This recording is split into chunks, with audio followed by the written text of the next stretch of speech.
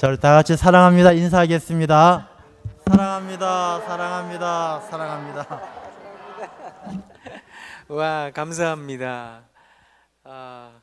이렇게 열렬한 환영 속에서 강의를 시작하게 해주셔서 참 감사합니다. 이제 저하고 같이 인사하셨으니까 우리 앞뒤 옆에 계신 분들하고 한 번 더 인사하도록 하겠습니다. 보고 싶었습니다.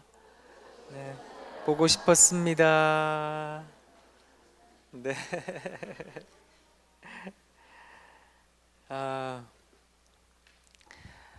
깨달음이라고 하는 것은 어떻게 이루어지는 것일까? 어떻게 사람은 배움이라는 것을 경험하게 될까?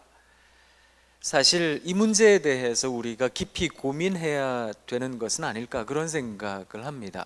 왜냐하면 우리가 기독교 교사이기 때문입니다. 하나님 앞에서 아이들에게 어떤 깨달음을 가져다 줄 수 있다면 우리는 그것을 어떤 방식으로 끌고 갈 수 있을까? 오늘 여러분들과 함께 그 이야기를 잠깐 나누려고 하는데요. 제가 이 말씀을 먼저 좀 드리고 싶습니다.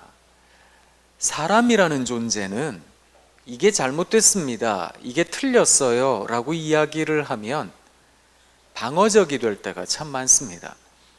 아니, 그렇지 않고요, 이런 이유가 있답니다 라고 합리적인 어떤 답변을 하려고 들 때가 많습니다. 소위 자기 합리화라는 겁니다. 그걸 통해서 스스로를 변호하고 변증하고 누군가가 나를 공격하는 것처럼 느끼기 때문에 자기 스스로가 가지고 있는 것을 내려놓기 싫다, 혹은 내가 상처받기 싫다, 이런 방어적 태도를 가질 때가 많은데요. 사실 죄라고 하는 것은 지적해서 드러나는 것이 아닐 때가 참 많다 싶습니다. 사람이라는 존재는 지나치게 감사하면 죄송합니다 하더라고요. 감사합니다, 감사합니다 라고 이야기를 하다가 나라는 존재보다 훨씬 더 큰 은혜를 받게 되면 죄송해요 라고 이야기를 하더라고요. 그때 죄가 깨달아지는 것 같습니다. 우리말에 그런 말이 있지요. 왜 미운 자식 떡 하나 더 준다고요. 큰 사랑을 가진다는 것은 그래서 아주 중요한 의미를 담고 있습니다. 우리가 예수님 믿게 되면서 갖게 된 한 가지 중요한 깨달음이 있지요. 그게 뭐냐 하면 하나님께서 이 세상을 얼마나 사랑하셨던 것인지, 나 같은 죄인도 하나님께서 사랑하셨다, 이런 이야기를 할 때가 많습니다. 혹시 기억나세요? 예전에 우리가 주일학교 다녔을 때 불렀던 노래, 요한복음 3장 16절 노래 기억하세요?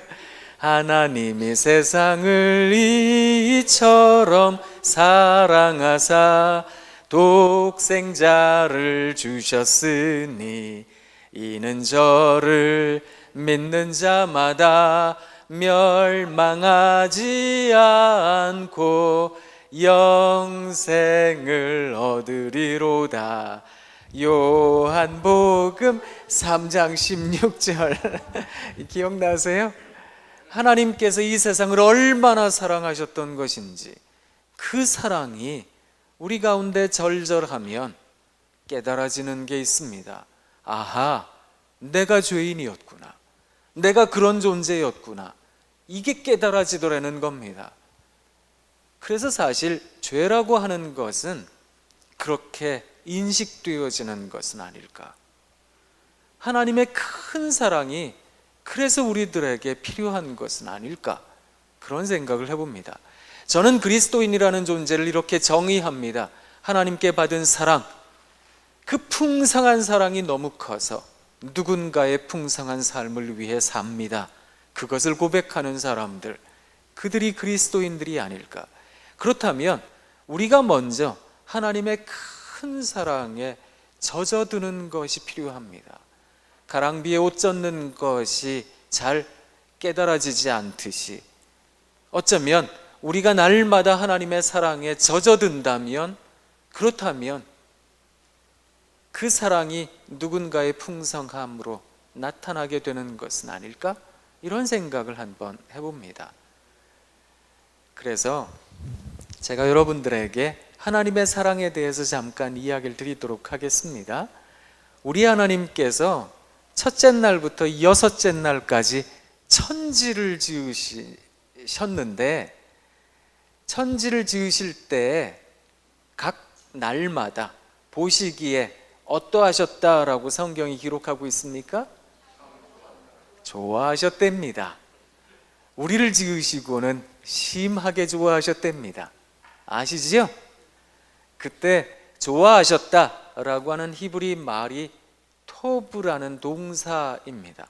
좋아하셨다, 토브라고 이야기를 합니다. 이 단어의 뜻이 무엇인지 잠깐 이야기를 해드릴 테니까 저를 따라해 보세요. 말로 따라하시는 게 아니라 표정으로 따라하시는 겁니다. 두 눈을 할 수 있는 대로 크고 동그랗게 떠보세요. 다 떠보세요. 한번. 다 뜨셨어요? 자, 눈을 크고 동그랗게. 그러면 놀란 토끼 눈 같으니까 입도 찢으셔야 됩니다. 이렇게. 이 민망한 얼굴을 가지고 옆에 있는 분을 쳐다보시면서 감탄해 보세요. 우와, 이야, 우와. 이게 뭔지 아세요? 이게 히브리 말로 토브라는 말입니다. 이야, 우와. 하나님께서 세상을 지으시고 이야 하셨다는 겁니다. 제가 선생님들께 한번 여쭤볼게요. 우리 하나님께서 어제나 오늘이나 영원토록 동일하신 줄 믿으십니까? 저는 여러분들이 그것을 믿는 그리스도인인 줄 잘 압니다. 그런데요, 우리 하나님께서 어제나 오늘이나 동일하셔서 태초에도 우리를 지으시고 이야 하신 그 하나님께서 지금 이 순간에도 이야 하고 우리를 만나신다는 거 아십니까? 그거 믿음으로 고백하세요? 그걸 제가 여러분들에게 좀 알려드리겠습니다. 우리 하나님께서는 지금도요 우리를 바라보시고 이야 하고 계시답니다. 자, 옆에 있는 분 한번 쳐다보실래요? 앞뒤 옆에 세 분 이상을 바라보시면서 한번 해보겠습니다. 우와, 이야, 우와. 하나님 믿는 사람들이라면 하나님께서 이 세상에 대하여 어떻게 바라보고 계시는지에 대하여 꼭 기억하실 필요가 있습니다. 우리도 그렇게 살아야 하는 것은 아닐런지요. 저도 여러분들에게 그렇게 말씀드리고 싶습니다. 우리도 이 세상 살아가며 이야, 우와 이렇게 살아야 되겠습니다. 아무리 힘겨워도 어려워도 이야, 이 눈빛을 잃어버리셔서는 안 되겠다라는 겁니다. 자, 한번 생각해 보세요. 오늘 아침에 여러분 아침에 일어나셔서 세상을 바라보시며 교회에 나오시면서 이야 하셨습니까? 우와 하셨습니까? 아이고 또 교회 가야 되네. 또 교사라고 또 애들 만나야 되네. 좀 한 주에 한 번은 좀 쉬어야 되는데. 그렇게 짜증내고 교회 오지는 않으셨는지요? 어떠세요? 여러분 배우자를 바라보시면서 이야 우리 남편 우와 우리 아내 그러셨는지요? 이게 뭐 말은 배우자라 그러는데 배울 게 있어야 배우자지. 뭘 배워? 그러지는 않으셨는지요? 아이들은 어떠세요? 여러분 아들, 딸 이야 우리 아들 우와 우리 딸 그러셨는지요? 이게 어릴 땐 되잖아요. 왜? 여보 세상에 우리 아이가 목을 가눴어요. 혼자 앉았네요. 섰어요. 첫 걸음을 뗐어요. 우리 아이가 언제 컸는지 세상에 말을 다 하고 유치원을 갔네요. 여보 세상에 우리 아이가 초등학생이 됐어요. 드디어 우리 아이가 초등학교를 졸업했네요. 중학생이 됐어요. 여기까지는 되거든요. 대부분. 그 이상 잘 안 된다고요. 이게 내가 저런 걸 낳고는 내가 미역국을 다 끓여 먹었다고. 내가 저게 원수지, 저게 인간이야, 이런 생각도 한다고요. 어머니들이 화가 나니까 애들한테 뭐라 그러는지 아세요? 너 나가, 당장 나가, 내가 사준 거 다 벗어놓고 나가, 막 다 나가라고 막 소리 지르시더라고요. 안 그러세요? 훌륭하십니다. 네. 이상하게 애들만 보면 자꾸만 이게 암담해지셔서 발성 연습하고 싶어지지는 않으세요? 이러다가 득음의 경지에 이르겠네, 이러다가 명창의 반열에 서겠네, 이런 생각할 때도 많고요. 이상하게 애들만 보면 예언이 터져 나옵니다, 입에서요. 이게 무슨 영인지는 모르겠는데 악한 영인 것 같은데 영의 충만을 받아서 예언이 터져요, 입에서. 네가 이렇게 살다가 거지가 되려 그러지, 네가 뭐가 될런지 너 훤하다 임마, 막 이러더라니까요. 이상하게 애들만 보면 긍정적인 거, 밝은 거, 이런 거 생각은 안 나고요, 암담한 미래만 펼쳐지더라고요. 내가 살아가고 있는 거 긴 터널이지 뭐, 암흑이지 뭐, 이게 언제 밝아져? 이런 생각도 하더라고요. 아휴, 한숨 쉬시는 거 들으니까 저도 한숨이 나오는데요. 그렇지만 기억하셔야 됩니다. 이 세상을 하나님께서 지으시고, 이야, 우와, 구약의 하나님께서 어떠셨는지 아세요? 선지자들과 예언자들의 입을 통해서 한결같이 하셨던 이야기가 있습니다. 그게 뭐였는가 하면, 제발 좀 돌아오라고요, 돌아오기만 하라고요. 그러면 하나님께서, 이야, 네가 왔구나, 내가 너하고 언약을 다시 갱신할게, 너랑 같이 약속을 다시. 그게 하나님의 마음이었거든요. 신약의 하나님께서 어떠셨는지 아세요? 우리를 위해서 십자가 위에서 단번에 자기를 버리셨습니다. 그래서 우리가 찬송도 부르잖아요. 십자가 십자가 내가 처음 볼 때에 나의 마음의 큰 고통 사라져, 오늘 믿고서 내 눈 밝았네, 참 내 기쁨 영원하도다. 사랑하는 여러분, 십자가의 사랑이라고 하는 것은 우리를 언제나 밝은 눈을 갖게 합니다. 하나님께서 우리에 대하여 사랑을 전달해 주셨고요, 예수님께서는 어떻게 이야기하셨는지 아세요? 나중에 여러분이 찬찬히 성경을 읽어보십시오.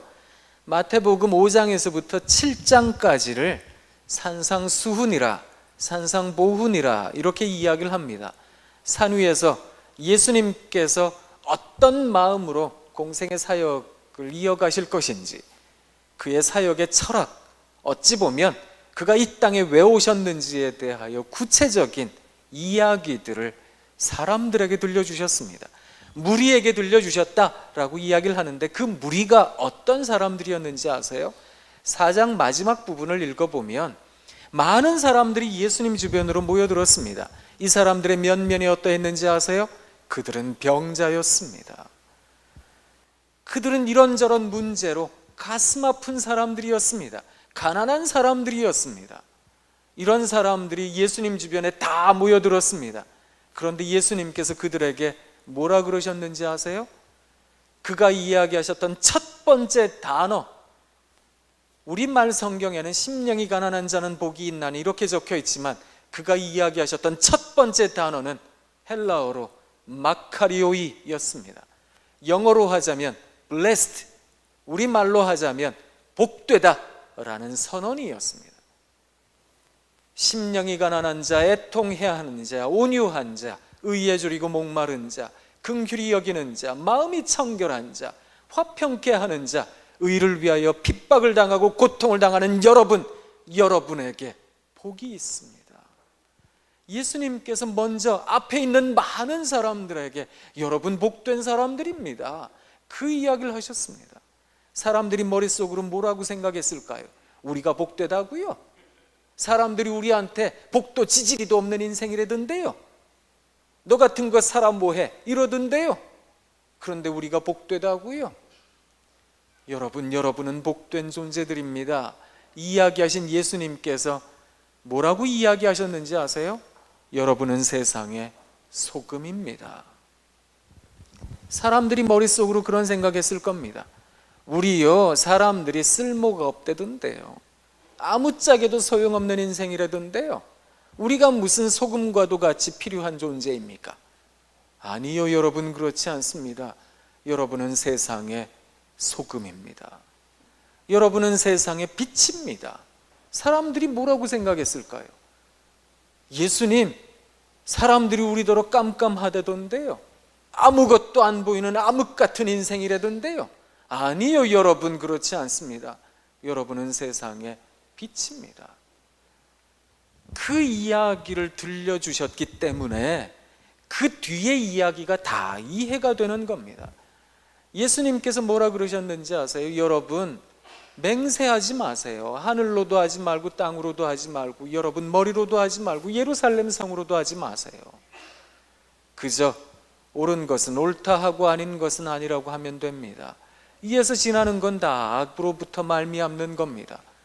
사실 생각해 보세요. 찢기고 어렵고요, 힘든 사람들, 상처받은 사람들, 사실 억울한 게 많은 사람들은 맹세라도 하고 싶은 법입니다.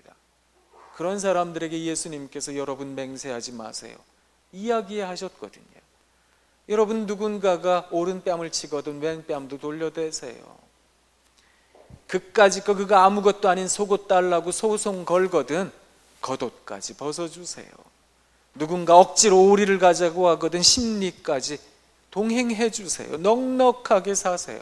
이게 가능하다고 생각하세요? 더군다나 예수님 앞에 있는 사람들이 병든 사람들이고 가난한 사람들이고 억울한 게 있는 사람들인데 이게 가능하다고 생각하세요? 이건 거의 불가능한 이야기거든요. 그런데 이게 언제 가능해지는가 하면 스스로가 복되다라는 생각을 했을 때요. 내가 빛이다, 소금이다, 그 정체성에 대한 회복이 있을 때요. 우리 하나님께서 우리와 언약을 맺으시고 우리 예수님께서 우리를 위하여 사역하시면서 당신은 소금입니다, 당신은 빛입니다, 당신은 복된 존재들입니다. 주의 성령께서는 지금도 이 시간에도 우리와 언제나 함께 계시는 하나님의 영 아닙니까? 그는 머리털ok 하나까지 세신 바 되신, 그래서 말할 수 없는 탄식으로 우리를 위하여 간구하고 계시는 하나님의 영입니다. 그 하나님께서 우리와 함께, 이 자리에 우리와 함께, 그 하나님께서 우리에 대하여 이야 우와, 그래서 예배당에서 예배하면 이게 어떤 기적이 이루어지는 것도 아닌데, 우리가 생각하는 어떤 문제 해결이 나타난 것도 아닌데 내 마음에 큰 기쁨이 생겨납니다. 기도하기 전과 기도한 후가 다르다는 거 아시잖아요. 경험해 보셨잖아요. 희한하게 내 입에서 찬송이 터져 나옵니다. 희한하게 즐겁습니다. 이 기쁨이 어디서 오는 걸까?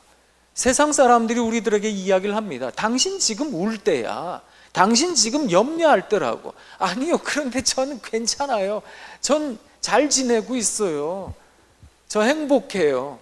무슨 소리 하고 앉았어? 당신 지금 분명히 슬플걸? 아니요, 저 즐거운데요. 이게 가능해지는 거거든요. 그것은 기적을 사는 겁니다. 우리 그리스도인들은 기적을 간구하는 것뿐만이 아니라 하나님께서 주시는 줄 믿고 기적을 살 필요가 있습니다. 그게 뭔지 아세요? 이야 하고 감탄하는 겁니다. 이 환호가 우리들에게 있어야 됩니다. 아이들이 교회에 옵니다. 이야 네가 왔구나. 그 환호가 살아있어야 됩니다. 자, 또 연습해 볼까요? 앞뒤 옆에 세 분 이상을 바라보시면서 환호하세요. 이야 우와 이야 좋으시죠? 이야, 이게 참 중요한 겁니다. 저는 우리나라 아이들이 제일 살고 싶어하는 도봉구 방학동에 사는데요. 저희 동네는 날마다 방학입니다. 저희 집에서 이 얘기는 좀 몇 년 된 얘기인데요. 저희 집에서 조금만 걸어가면 중랑천이 이래 흐릅니다. 전 그 옆에서 걷는 거 좋아하거든요. 하루는 열심히 걷고 있는데 제 뒤에 아주머니 두 분이 따라 걷기 시작했습니다. 한 아주머니에게 맺힌 게 많았나 봅니다. 이분이 남편 얘기도 하고 애들 얘기도 했습니다. 주로 불평보와 불만이었습니다. 근데 그게 중요한 게 아니고요, 이 맺힌 게 많은 아주머니 옆에서 따라 걷는 친구 아주머니요, 전 처음에 이분이 친구가 아니라 아르바이트 하시는 분인 줄 알았어요. 이분의 리액션이 얼마나 화려했는지 아세요? 이 맺힌 게 많은 아주머니가 남편 얘기를 했더니 어머나 세상에 그런 양반이 다 있으시냐고, 어쩌면 그러실 수 있는, 자기가 더 열받았어요. 애들 얘기를 했더니요, 그놈의 자식들은 다리몽대를 분질러 놔야 되는데 막 자기가 더 막, 그러니까 이 맺힌 게 많은 아주머니가 톤이 점점 커졌어요. 앞에서 걷는데 제가 다 알아들었어요. 제가 무슨 생각했는지 아세요? 저 맺힌 게 많은 아주머니 지금 풀고 계시네, 그지요? 화풀이요, 속풀이요, 분풀이요, 한풀이요, 풀고 계시잖아요. 게다가 운동까지 곁들이셨으니까요. 집으로 돌아가는 발걸음이 얼마나 가벼우셨겠습니까? 잘 기억하셔야 됩니다. 생각해 보세요. 문제 없는 인생이 있겠습니까? 여러분 가운데는 저보다 인생을 월등히 더 많이 사신 어르신들도 계시잖아요. 인생도 지내보셨고 사랑도 살아보셨잖아요. 문제 없는 사랑은 없습니다. 흔들리지 않는 인생도 없는 것 같습니다. 가슴에 큰 돌덩이 하나 있는 양 답답함이 느껴지지 않는 실존도, 사람도 존재하지 않더라는 겁니다. 어쩌면 문제가 없다고요? 그는 산 사람이 아닐 수도 있습니다. 아마 산 사람이 아닐 겁니다. 어쩌면 우리는 이런 문제 저런 문제를 다 달고 살아가는데요, 그 문제들을 어떻게 여기시겠습니까? 근데 사실 문제가 우리 앞에 있으면 손가락 밑에 가시 하나만 박혀도요, 이게 사실 굉장히 어려운데, 저희 집에 2주 전에 윗집에서 공사한다 그래가지고 보일러를 터뜨리는 바람에 천정이 샜거든요. 집에 천정이 새도 일주일 내내 불편해지고 힘든데, 그런 간단한 문제도 사실은 어려운 법인데 살아가며 그런 문제뿐이겠습니까? 이런 일도 경험하고 저런 일도 경험하다 보면 이것도 문제고 저것도 문제고 이런 생각이 들면, 야, 참 어렵다, 인생 어렵네, 사랑 참 힘겹네, 그런 생각할 때가 많잖아요. 그런데 내 옆에 든든한 사람이 있잖아요. 내 옆에 정말 믿을 만한 친구가 있잖아요. 그러면 그런 많은 문제들이 별거 아닌 게 돼버리더라고요. 저는 그래서 이 자리에 계신 선생님들께서 아이들에게 든든한 지원군들이 되시면 참 좋겠다는 겁니다. 그게 어떻게 나타나는지 아세요? 여러분의 표정이요. 이야, 우와, 이야, 이런 사람이 있다면 살아보자 싶은 법이거든요. 생각해 보세요. 아무리 힘들어도요, 지쳐도요, 집에 들어갔는데 가족들이 나를 바라보더니, 이야, 우리 아버지가 오셨다고요, 우리 어머니가 오셨어요, 우리 아들이 왔네, 우리 딸이 왔네, 힘내세요, 막 그러고 이야 합니다. 그러면 한 번 더 살아보자 싶은 거 아니겠습니까? 아무리 힘겨워도 아무리 어려워도 한 번 더 지내보자 싶은 거 아니겠습니까? 저는 한국 자살예방학회에서 일을 합니다. 예방학회예요. 어떤 분이 저한테 자살학회에서 일을 한다 그러던데요. 재작년에 우리나라에 하루 평균 몇 명이 자살했는지 아세요? 38명 가량이요. 작년엔 좀 줄었어요. 36명 가량이요. 근데 OECD 국가 가운데 지금 10년 가까이 1등하고 있습니다. 우리 사회가요, 그만큼 살기가 팍팍한가 봅니다. 그래서 서울시는 예산을 들여다가 사람들이 많이 뛰어내리는 한강다리 위에다가 구조물을 세웠어요. 난간에다가 글도, 좋은 글도 막 세워놨어요. 써놨어요.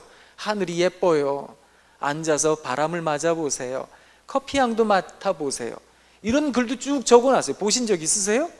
보시면 안 되는데요, 그거. 네. 차 타고 가다 보신 거지요?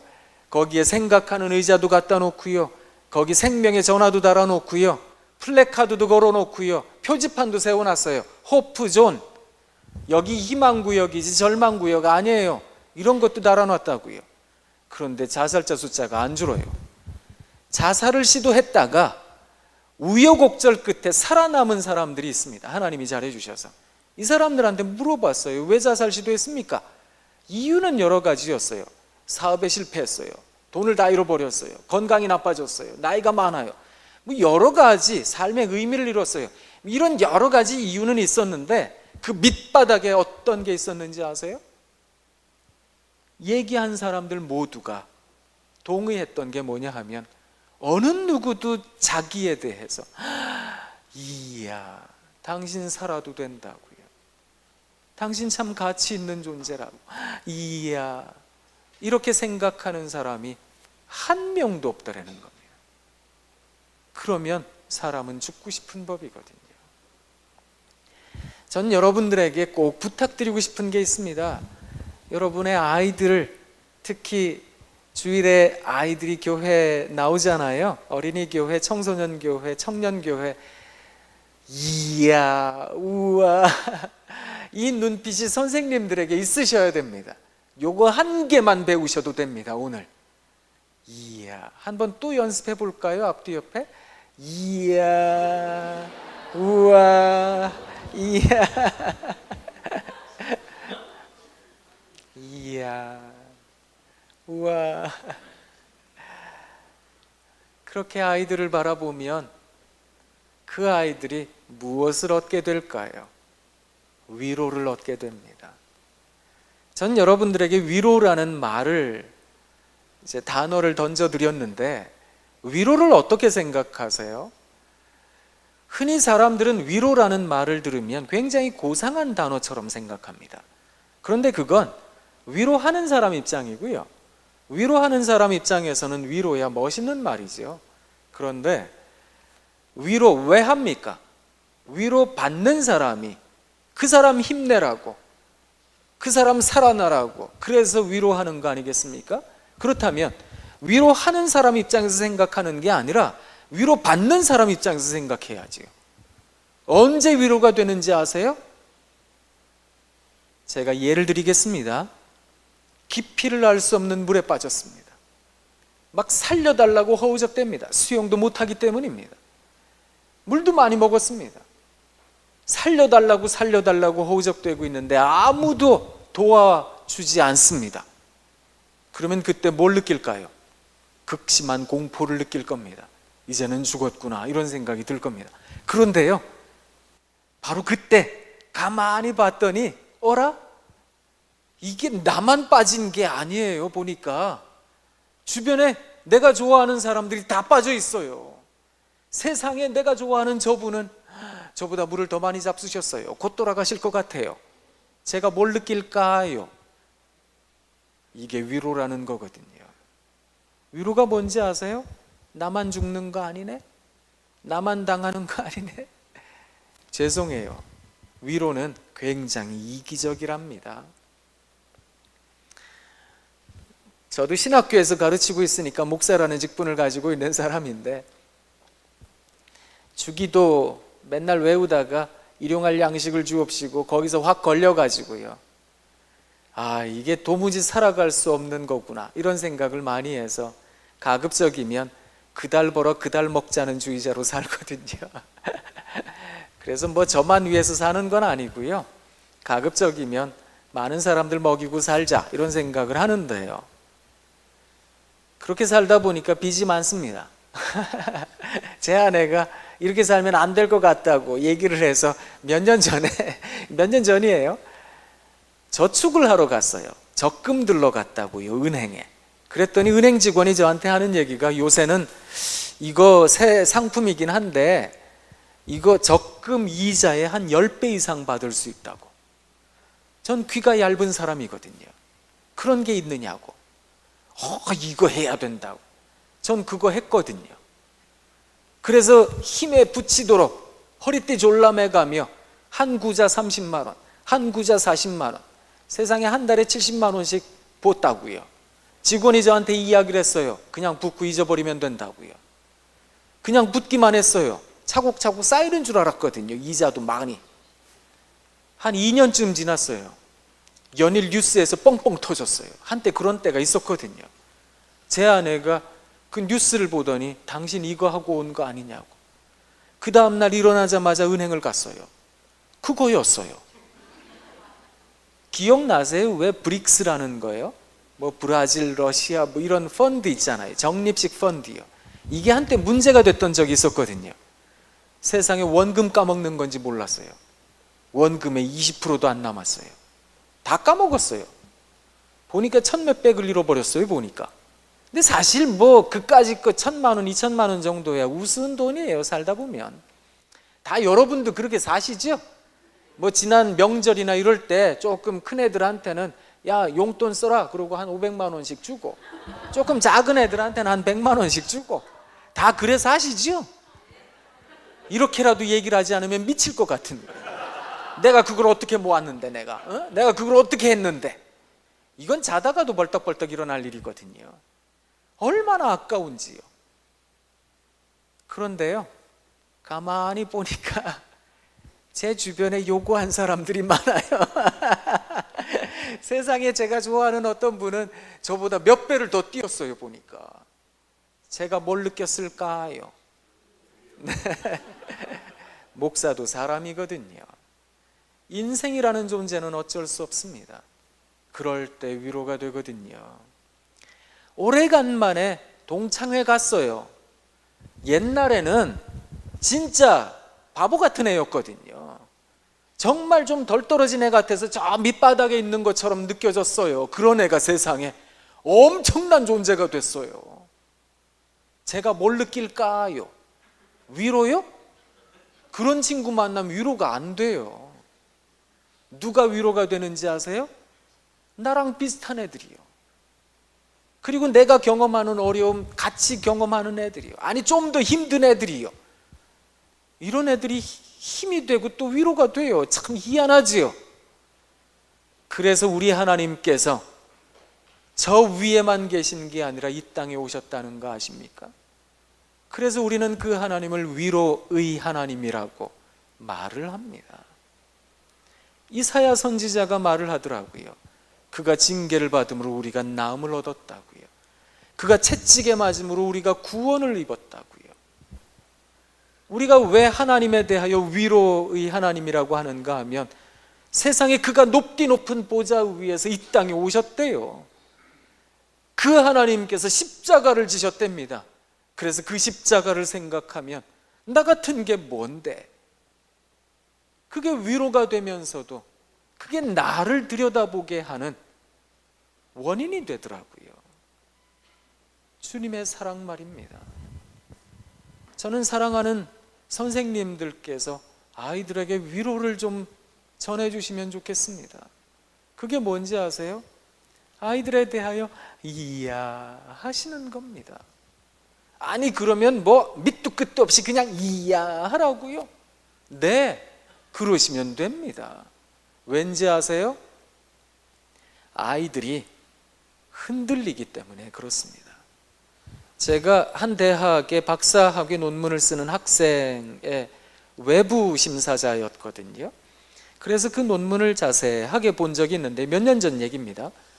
그런데 재미있는 얘기를 했어요. 우리나라 청소년 시기 몇 살부터 몇 살까지라고 이 사람이 주장했는지 아세요? 몇 살까지 같으세요? 이 사람이 얘기한 건 만 9살부터 만 24살까지입니다. 청소년 시기를 확 늘려놨어요. 아주 단순화 시켜놨어요. 학령 초반, 그리고 나머지 다 청소년기, 이렇게요. 세상에 왜 그럴까? 우리나라가 IT, 인포메이션 테크놀로지 강국이잖아요. 그러다 보니까 조그만한 애들도, 초등학교 저학년 애들도 스마트폰을 들고 다닌대요. 우리나라가 워낙 잘 먹게 돼서 키도 크고 등치도 크잖아요.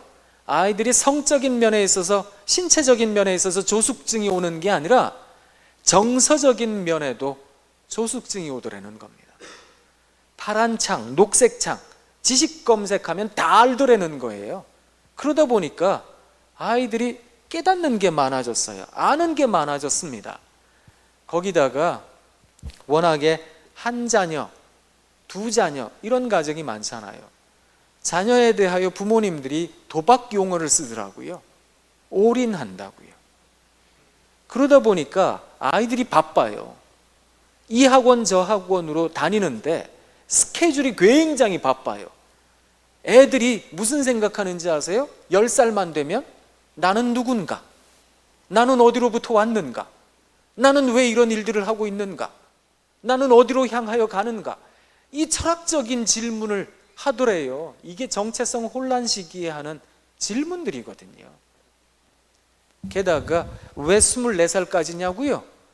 한 자녀, 두 자녀 가정이 많다 보니까 부모님들이 애들에게 올인하다 보니까 관심이 많습니다. 예전에는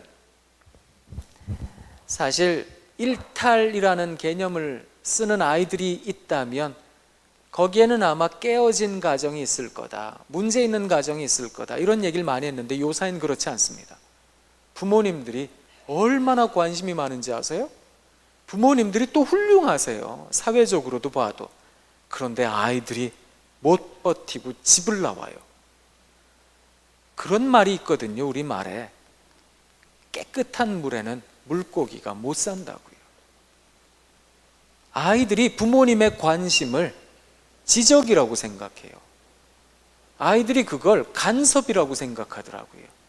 너무 부담된대요. 힘들대요. 아이들이 집을 나와요.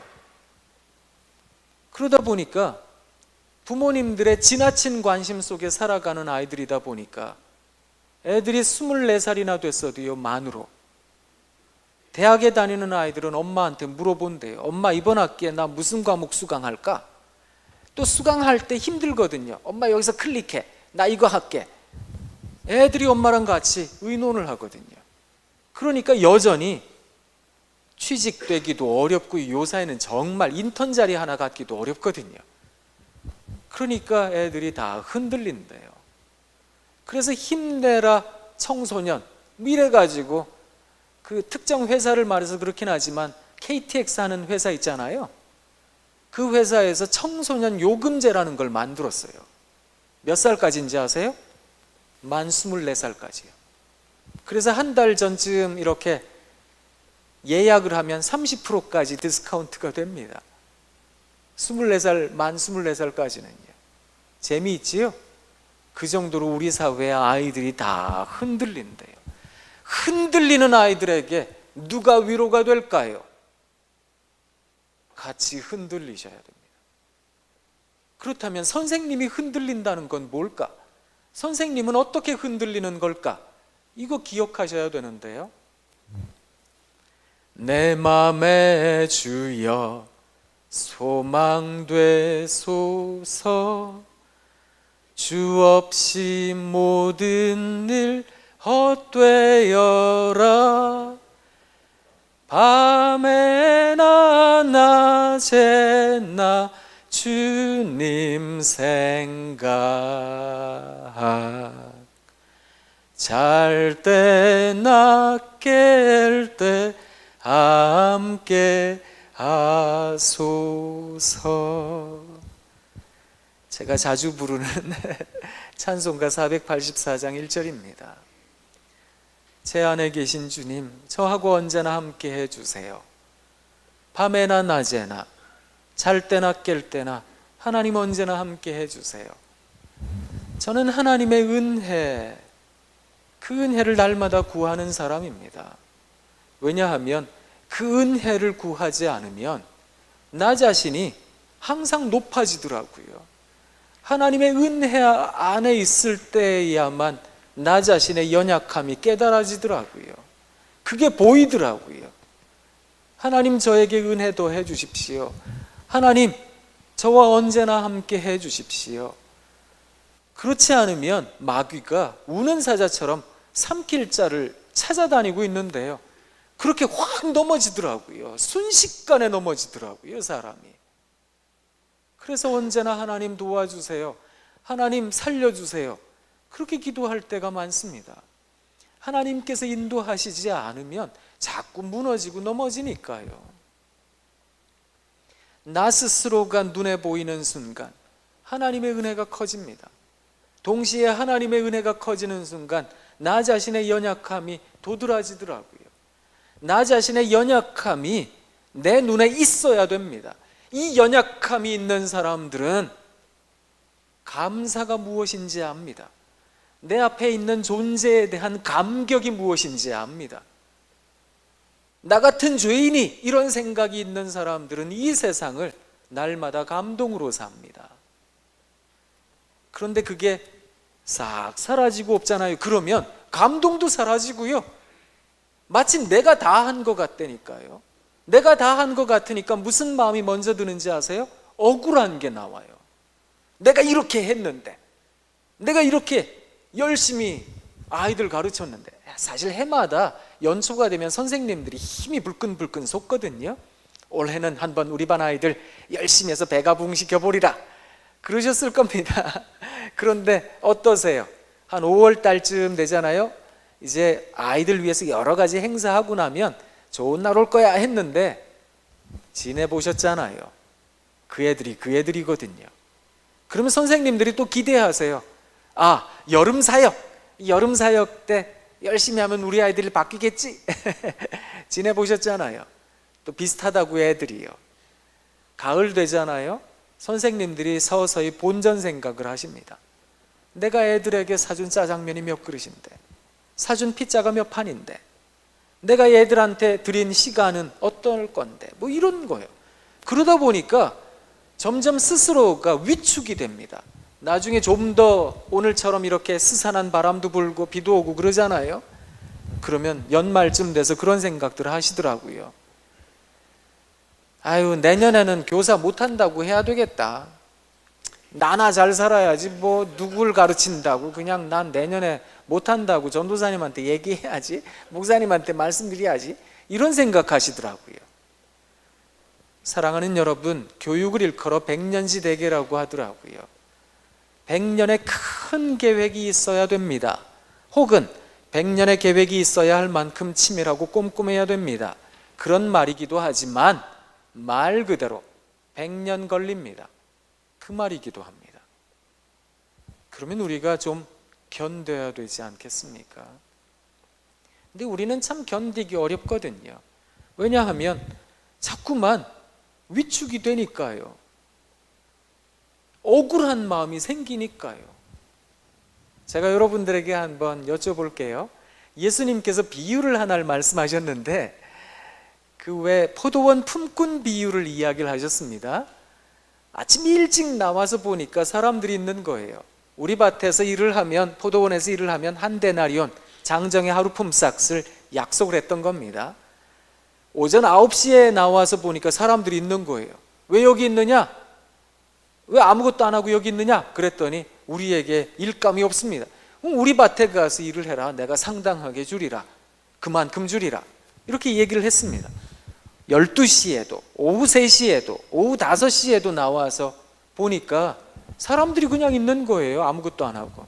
왜 여기 있느냐? 우리들에게 일감이 없습니다. 아무도 우리를 고용하지 않더라고요. 그 얘기를 하는 걸 듣고 이 주인이 나 들어가서 일해라.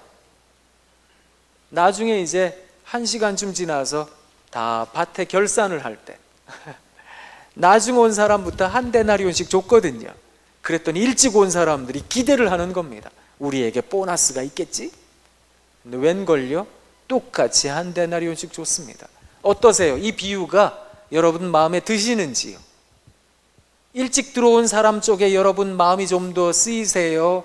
늦게 들어와서 한 데나리온 거저먹은 사람에게 더 마음이 쓰이세요? 제가 여쭤보니까 대부분의 교회 생활을 열심히 하신 분들, 또 봉사자들, 이런 분들은 아침 일찍 들어와서 일한 사람들에게 더 마음이 쓰인대요. 그 사람들이 억울할 것 같대요. 그런데 여러분, 이걸 제가 한번 다시 여쭤보겠습니다.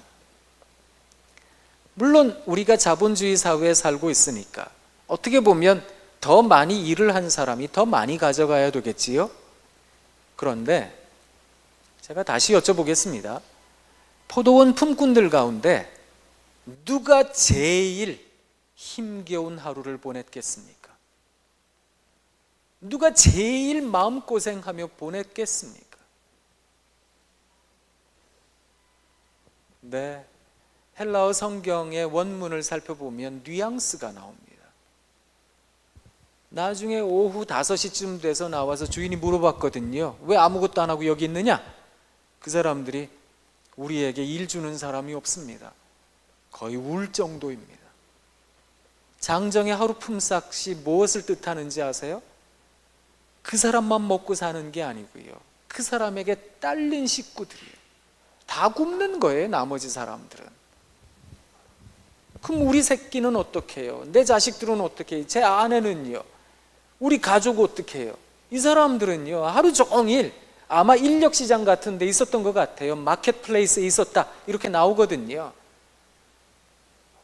그런데 아침 일찍부터 차출되어 간 사람들이 힘 있는 사람들이겠지요. 건강하고 다부진 사람들이겠죠. 일 잘할 사람들이요. 사람들이 다 데리고 간 거예요. 그때도 못 가고요, 오전에도 못 가고 점심 때도 못 가고 오후에도 못 간 사람들은 어떤 사람들일까요? 누가 제일 마음고생이 컸을까요? 관점을 바꿔보면 완전히 다른 이야기가 되는 거거든요. 사실 우리가 예수님 처음 믿고 나서 우리들에게 감격이 있었습니다. 그 십자가만 바라보면 내 마음에 끊이지 않는 감격이 있었다고요. 그런 사람들은 이 비유를 들을 때 누구에게 더 마음이 쓰이는지 아세요? 제일 늦게 들어온 사람들이에요. 사람은 성경을 봐도 자기의 처지와 비슷한 사람들을 감정이입하나 봅니다.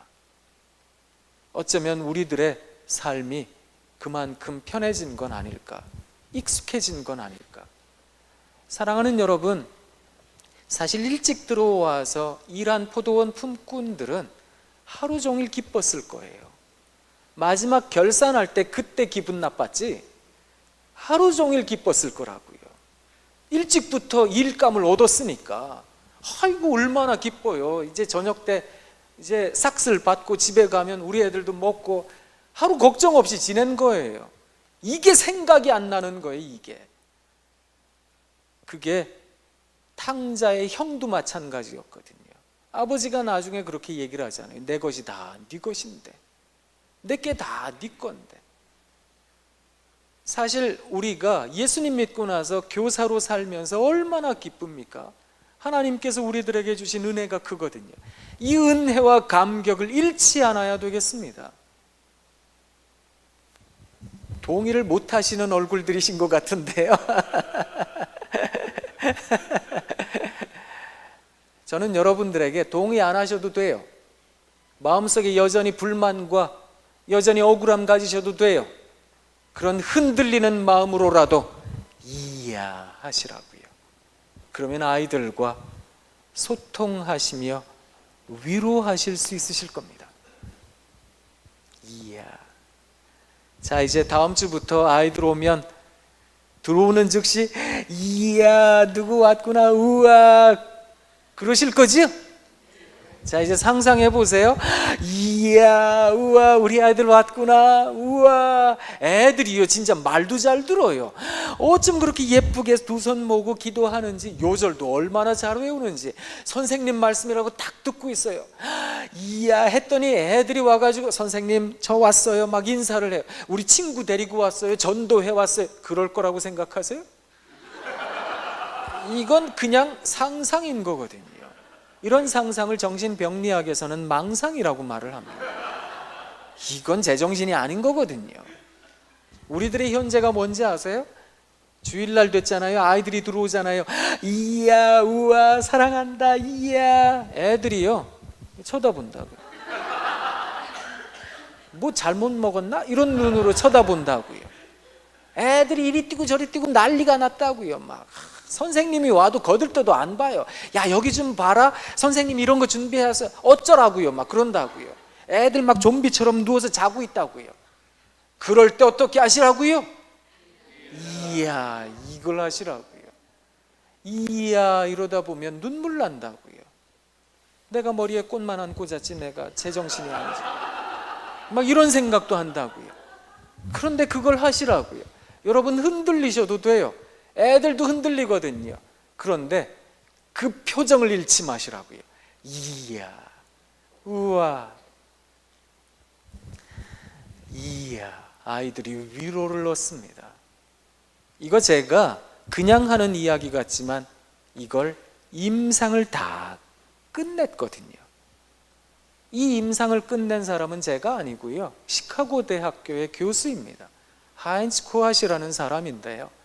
이 사람이 종단 연구를 했습니다. 수많은 아이들을 대상으로 이 연구를 했다고요. 이야, 애들이 언제 그 효과가 나타나는지 아세요? 대부분 보니까 12년에서부터 17년 뒤에요. 죄송해요, 이런 얘기를 드려서. 그래서 여러분들에게 이걸 절망스럽게 얘기를 드리는 게 아니라 희망으로 말씀을 드리는 겁니다.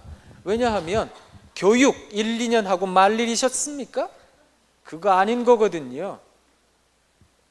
기억하셔야 됩니다.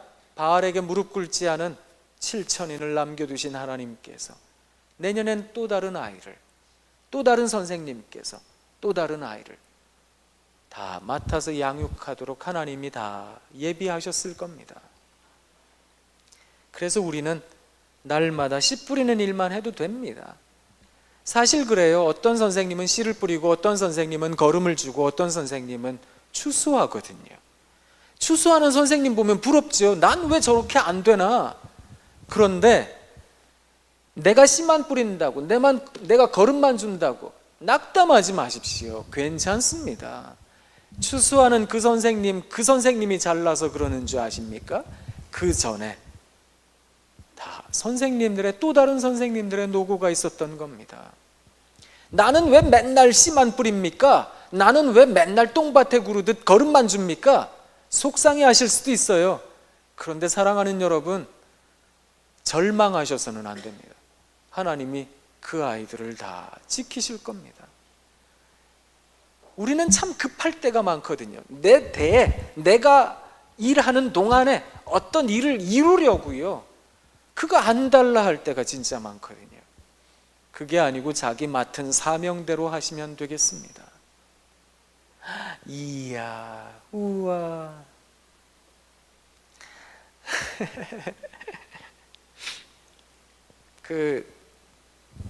제가 제 입으로 이런 얘기를 해서 죄송하긴 하지만 딱 보시기에 제가 좀 귀하게 자란 태가 나지요? 네. 저는 정말 귀하게 자란 사람입니다. 제 위로 누나가 셋 있고요. 뭐 느닷없이 이 얘기를 하게 됐는데요. 제가 막내 아들입니다. 딸 셋에 아들 하나의 권세를 아십니까? 저희 어머니가 옛날 분이셔서 그런지 또 옛날 어르신들이 다 그러시잖아요. 그 아들이 뭔데 그게요. 진짜 별것도 아닌데. 그 아들 그러셨거든요. 근데 저희 어머니에게 한이 있으세요. 저희 외할머니가 딸만 낳으셨어요. 쭉. 근데 그 딸들이 또 딸들만 쭉 낳았어요. 막내 이모가 있는데 그 막내 이모가 아들을 둘을 낳았어요. 온 사랑을 다 받았어요. 거기에 대한 상처가 있어요. 그래서 딸 낳다가 아들을 낳았어요. 저를 세상에. 그러니 얼마나 좋으셨겠습니까? 그래서 누나들을 제가 어렸을 때 쭉 세워놓고 그 얘기를 하셨어요.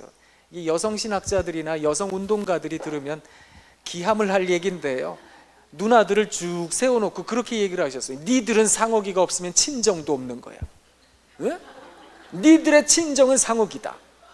잘해야 된다고 늘 저를 위하셨어요. 막 제가 어렸을 때 열대 과일이 귀했거든요. 아시잖아요, 그죠? 파인애플 상상도 못했고요. 바나나, 행여 저희 집에 바나나가 들어오면 온전한 하나를 저희 아버님이 잡수셨습니다.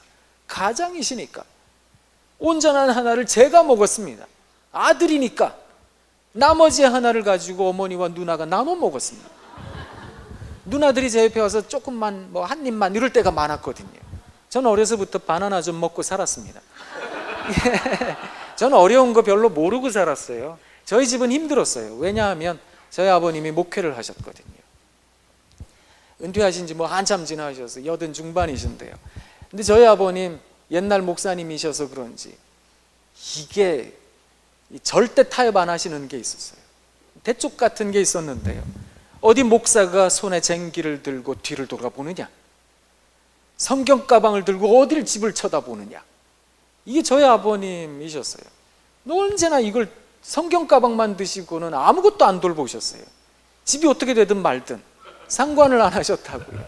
근데 저희 아버님도 이게 아픔이 있으세요. 저희 집안에, 전체 집안에 첫 번째 크리스천이거든요. 이분에게는 전쟁이었어요, 예수 믿는 게. 그러다 보니까 거기다가 신학하고 목사님까지 되셨으니까 성경 가방만 들면 언제나 전투적인 자세가 되셨어요. 저희 아버님이 젊으셔서는 제가 태어나기 전부터 천막교회부터 해서 예배당을 짓는데요, 그 왜 옛날엔 저도 기억나거든요. 흙으로 벽돌을 찧었다고요. 예배당을 짓고 마루 깔고 방석 놓고 조금 살만하면 거길 놔두고 이사를 가셨어요. 다른 마을로요. 짐 싸라 그러셨대요. 저도 기억나요. 저도 2번 기억나거든요. 그게요. 천막교회부터 해가지고 또 예배당 짓고 살만하면 짐 싸라. 저희 어머니에게 그러셨어요. 저도 기억나는 게요, 저희 집에 소달구지가 있었어요. 근데 나중에 보니까 소도 팔아먹고 없어가지고 저희 어머니가 리어카를 끌고 이사를 다니셨거든요. 저희 아버님은 짐 싸라 그래 놓고서 성경 가방 들고 밖에 나가 기다리고 계셨어요. 저희 어머니가 다 그 짐을 다, 세간 살림을 다 리어카에 싣고, 별로 있지도 않았어요. 그걸 싣고 저희 아버님은 한 30-40m 앞에 걸어가시고 어머니가 그 리어카를 끌고 가셨어요. 우리 누나들이 그걸 뒤에서 밀었어요. 전 그 위에 타고 갔어요. 진짜 전 정말 귀하게 자랐어요. 어려운 걸 모르고 살았다고요. 죄송해요. 그런데 제가 어렸을 때 초등학교 소풍을 가는데요, 저학년들 소풍이라 그래봤자 학교 뒷동산 가는 건데, 근데 소풍에 하이라이트가 있잖아요. 점심시간에 그럼 김밥도 먹고 칠성사이다도 들고 가고 달걀도 들고 그래야 되는데 저희 어머니가 못 해주신다 그랬어요. 전 안 해주시는 줄 알았어요. 화가 많이 났어요. 도대체 왜 안 해주는 거냐고 신경질 내고 그냥 학교 갔거든요. 소풍을 갔다고요. 못됐죠 그때는. 근데 점심시간에 저희 어머니가 나타나셨어요. 몸빼 바지를 입고 아들 굶길까봐 소쿠리에 밥을 싸가지고 김치하고 막 이걸 들고 나타나셨어요. 그냥 오긴 못하시니까 선생님들 자식이 한다고 김치전을 해가지고 이걸 들고 오셨어요. 거기 와가지고 돌아다니시면서 제 이름을 부르고 다니셨어요. 상우가 상우가. 제가 얼마나 창피했는지 아세요? 여기도 도망다니고 저기도 숨고 그랬다고. 정말 창피했어요 그때. 제가 느닷없이 왜 이런 얘기를 드리는가 하면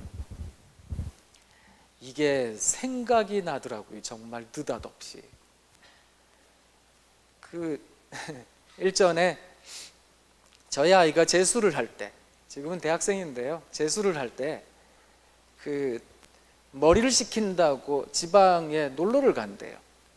머리 좀 그만 식히면 좋겠는데 이런 생각을 했지만 그래도 식히러 간다 그러길래 그 고속버스 터미널에 태워줬어요. 태워주면서 야 너 그냥 가라 그러면 될 일인데, 그날따라 제가 배웅이라는 걸 하고 싶었습니다. 그래가지고 저희 아이한테 간식 사주고 용돈도 주고 이제 창가에 앉아 있어요. 그 앞에 서 있는데 갑자기 이게 열렬하게 한번 환송을 하고 싶은 거예요. 저희 어머니가 저에게 했던 환호요. 이야 우리 아들 잘 갔다 오라고. 거기서 제가 잘 갔다 오라 막 미친 듯이 했거든요. 그랬더니 저희 아이가 숨었어요. 안 나타났어요. 차가 플랫폼을 떠나가지고 이렇게 돌아서 갈 때까지 안 나타났어요. 제가 누구 생각이 났는지 아세요? 그때 어머니 생각이 났어요. 야 이게 뭐 시간이 벌써 수십 년이 흐른 이야기인데 그게 그제서 생각이 나더라고요. 제가 왜 이런 얘기를 드리는지 아세요? 이야, 이 감격이요, 이야, 이 표정이요, 이게 생각이 나려면 학자들이 연구를 했더라고요. 10몇 년 걸린대요. 그런데 느닷없이 그런 날이 오더라고요. 제 경험이기도 하거든요. 그거 들려드리려고요. 사랑이라는 거 참 힘겹습니다. 아시잖아요. 사랑 참 녹록지 않네, 사랑 참 어렵네, 그런 생각할 때가 많습니다. 오해도 많이 받고요, 그딴 사랑 필요 없다고 얘기를 하고요, 정말 내가 가지고 있는 이 사랑을 왜 그렇게 생각하느냐고, 그러지 말라고 당부하고 또 당부해도 뛰어나가고요, 화내고요. 그게 사랑이더라고요. 보니까 영국의 시인인 잔 던이라는 사람이 왜 사랑하느냐고요? 라는 시를 적었습니다. 왜 사랑하느냐고요? 사랑하니까요. 사랑한다 말하니까요. 뭐 그거밖에 없는 걸요. 그냥 사랑한 거예요. 그럼 언제쯤 그 효과는 나타날까요?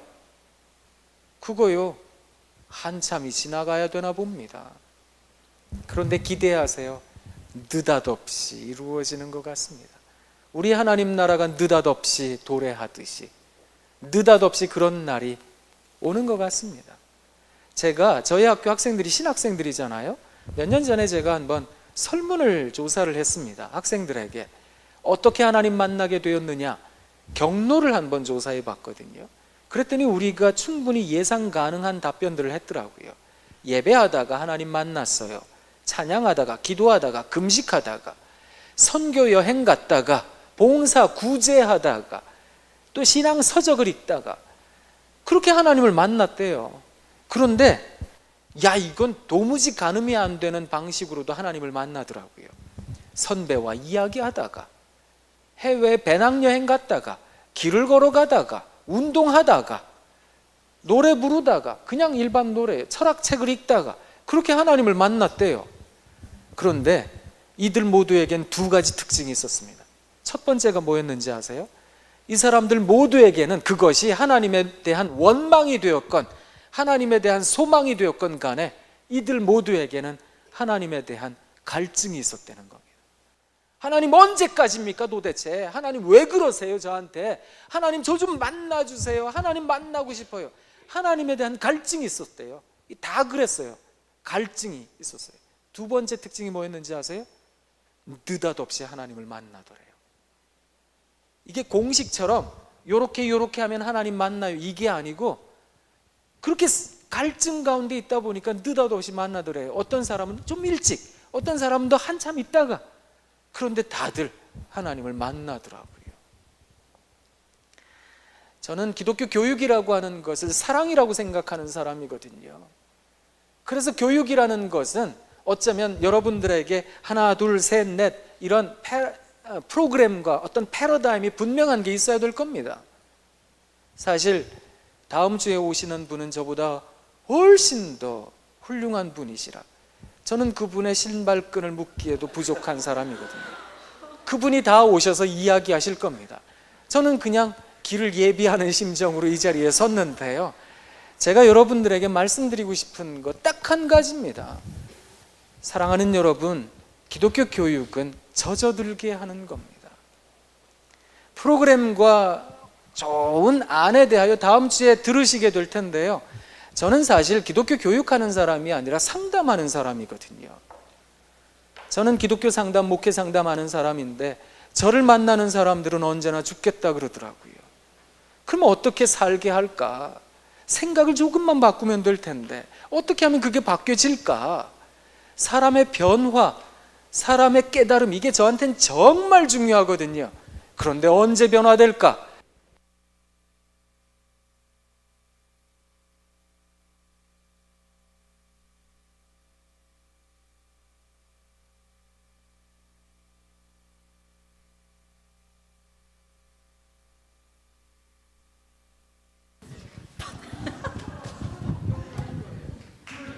당황하시면 안 됩니다. 내가 이거 하나 잃어버리시면 안 됩니다. 이게 내게 있는 한, 내 삶에 살아있는 한 우리가 사랑을 이어갈 수 있는 거고요. 그렇게 사람은 변화를 입더라고요. 저는 이 자리에 계신 선생님들이 아마 십수년을 넘어 수십 년 동안 교사 생활을 하신 분도 계시다는 거 압니다. 교회 역사가 길어지면 길어질수록 몇 분은 수십 년 동안 기독교 교사로 활동하실 때가 있거든요. 잘하고 계시는 겁니다. 그런 세월을 이어갈 수 있는 데는 우리 안에 믿음이 있기 때문입니다. 하나님께서 우리와 함께 하신다. 하나님이 분명히 잘해 주실 거다. 우리 아이들도요, 그렇게 만들어지는 겁니다. 그러니 선생님, 어떤 특별한 재능이 없어도 되고요, 어떤 대단한 능력이 없어도 됩니다. 다만 그날 여러분이 가르치실, 분반 공부를 하시든 공과 공부를 하시든 그 말씀을 사십시오. 하루하루 사시라고요. 그리고 그 가슴을 가지시라고요. 그 진정성을 가지시면 됩니다. 그리고 아이들을 만나시면 됩니다. 잊지 마세요. 이야, 우와, 잊지 마세요. 이야, 우와, 비아냥거리시면 안 되고요. 진심을 다하셔서 이야, 우와, 정말 해보세요. 제가 왜 이렇게 자꾸 몰고 가는지 아세요? 이게 중요하니까요. 여러분 세상 다 떠나셔도요, 그 아이들이 여러분을 기억합니다. 뭘 기억하는지 아세요? 그 표정이요. 기독교 교육의 핵심은 명사에 있지 않습니다. 여기서 이야기하는 명사는 지식입니다. 사실 솔직한 이야기로 한번 생각해 보세요. 여러분 여리고가 어디에 있는지, 그 도시 면적이 어떤지, 예루살렘에 몇 명이 사는지, 유대인의 분포는 어떤지 관심 있으세요? 별로 관심 없어요. 그런 거 솔직히 들어오지도 않아요. 제가 저희 아이들 어렸을 때 날마다 물어봤다고요. 예배 끝나고 집에 온 아이들에게, 야, 오늘 선생님이 전도사님께서 뭔 얘기 하시대? 그러면 애들이 저한테 뭐라 그랬는지 아세요? 몰라요. 이게 첫 번째 단어였어요. 몰라요. 관심 없다는 거예요. 아니 그래도 생각해봐. 귀찮다는 뜻이겠죠. 아버지가 자꾸 물어보니까. 그래도 생각해봐. 애들이 뭐라 그랬는지 아세요? 그냥 딸랑 주제만 얘기하더라고요. 착하게 살래요. 거짓말하지 말래요. 친구 도와주래요. 애들이 기억하는 건 뭔지 아세요? 그게 아니고 선생님이 나를 어떤 눈으로 보았는지, 선생님이 어떻게 손짓을 했는지, 그분의 몸짓이 뭔지, 표정이 뭔지, 이걸 기억하더라고요. 아이들은 동사로 선생님을 만나더라고요. 그래서 선생님, 이야, 이게 진짜 중요한 겁니다. 이야, 이게 가능하려면 여러분이 넉넉해지셔야 됩니다. 반응을 잘 하셔야 되는데 순간적인 반응입니다. 이게 준비된 사람들이 가지고 있는 거거든요. 그래서 날마다 말씀을 살고 기도하고 찬양하고, 아까 담임 목사님 말씀하신 것처럼 그렇게 살아가기로 항상 준비되어 있으시잖아요. 무슨 일이 있어도 이야, 이게 가능해집니다. 우와, 그렇게 지나면 아이들이 선생님의 그 모습을 기억합니다. 20년 뒤에, 30년 뒤에 그 아이가 우리 선생님이 나를 이야 하셨다고, 그 표정이 남더라고요. 극동방송 사장이신 김장환 목사님 아들 있잖아요. 김효셉 목사님 책 한 권 썼는데 삶으로 가르치는 것만 남는다, 이 제목이에요. 이분이 교목으로 오랜 세월 일을 했는데 졸업한 아이들이 학교에 와가지고 방문해서, 모교라고 방문해서 얘기를 하는데 뭐라고 얘기를 하는가 하면, 선생님한테 이거 배우고요, 저거 배우고요, 그 얘기하는 게 아니라, 선생님 그때 저희 집에 오셔서 저 안아주셨지요? 그때 제 어깨 토닥토닥 해주셨지요? 선생님 그때 제 손 꼭 잡아주셨지요? 이것만 남더래요. 결국 그게 기독교 교육은 아닐까. 사실 우리가 수능 보자는 거 아니잖아요. 우리가 등급잘 받아야 될 이유도 없잖아요. 기독교 교육하면서. 그러니 선생님 진짜 교육을 한번 해보십시오. 아이들과 만나서 이야, 우와, 언제쯤 괜찮아질까요?